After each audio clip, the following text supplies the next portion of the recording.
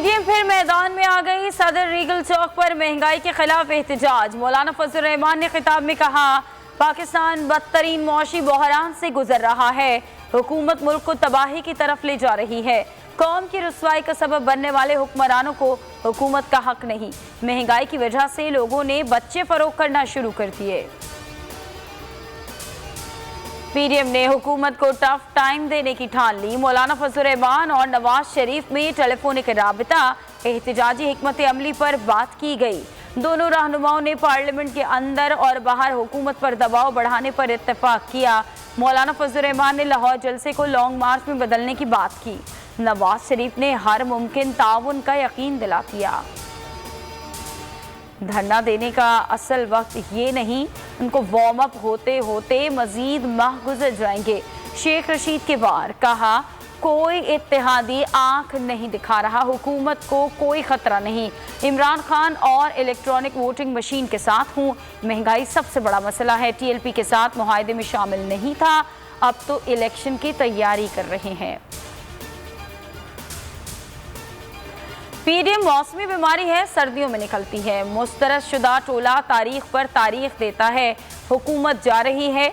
मुराद सईद कहते हैं, ये बच्चे टीवी खेल रहे हैं। फरोख हबीब ने कहा कि आर और पार वाले आजकल ख्वार हो रहे हैं। इत्तेहादियों से रिश्ता मजबूत है।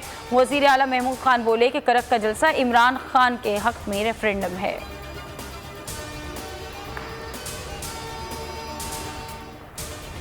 तीन साल से विफाक और सूबे को साथ लेकर चल रहे हैं। हुकूमत का साथ निभा रहे हैं, वो नहीं निभा रहे। परवेज इलाही का शिकवा। वजीर आला पंजाब के बयान पर शदीद रद्द अमल। कल शाम पार्टी का अहम इजलास तलब कर लिया। शुएब अख्तर और डॉक्टर नुमान झगड़े का ड्रॉप सीन। नुमान न्याज ने गैर मशरूत मुआफ़ी मांग ली। वजीर इत्तलाक फवाद चौधरी ने दोनों के दरमियान सुलह करवा दी। साबिक फास्ट बॉलर कहते हैं कि जब मुआफ़ी मांग ली तो झगड़ा खत्म। स्पोर्ट्स एंकर बोले कि 30 साल का याराना था, खत्म नहीं कर सकता।